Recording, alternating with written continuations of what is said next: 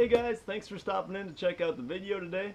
I tried to shoot this on the water earlier, but wouldn't you know it, as soon as I started filming, the wind picked up from like 2 to 3 miles an hour all the way up to about 20, and you wouldn't have been able to hear a word that I said. So I decided to film it in the man cave instead.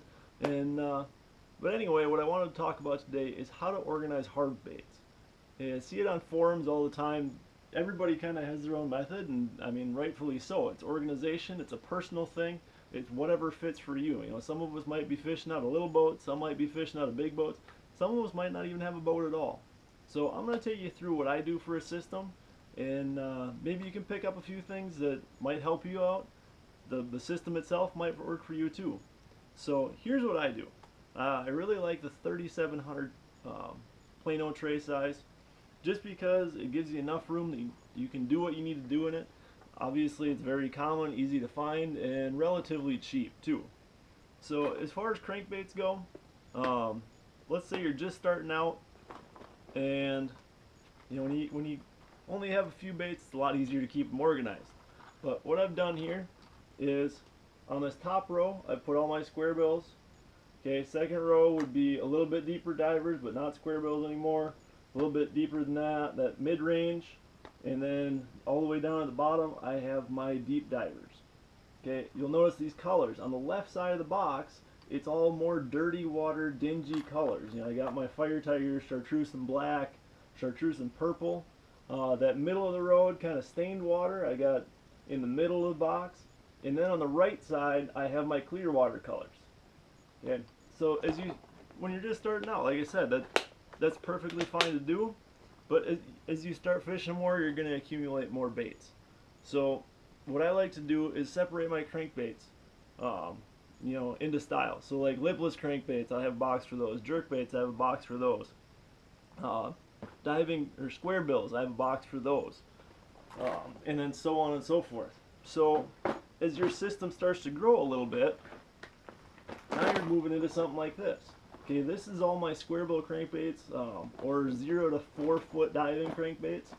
Again, you'll notice on the left side I have all my dingier watercolors, in the middle all my stained, and on the right side I have all my clear watercolors.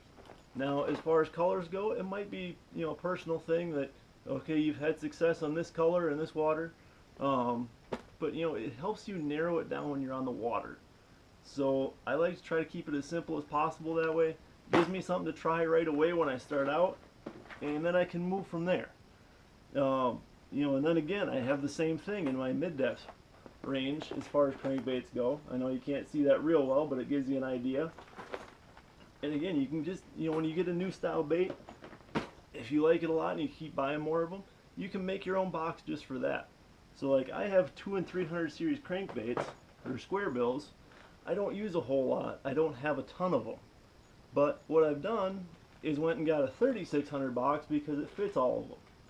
And again, you know, it might not be the same exact thing, but if you look at the rows, then I got my clear watercolors, stained, kind of mid-range, and then my dirty watercolors.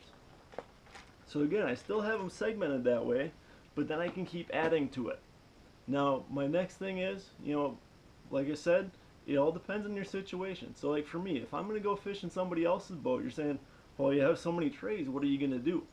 Okay, I have extra trays that are empty. And what I do with those are day boxes. So let's say I'm going to go fish a tournament somewhere with, you know, as a non-boater.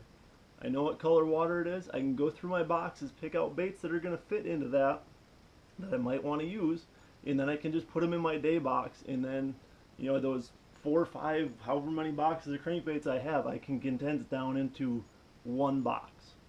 So that's my system, guys. Hopefully you guys found some useful information there. If you have any questions, go ahead and leave them down below. In the description I will have my social media, as well as the products that I use to help organize. So until next time, guys, God bless and good luck on the water.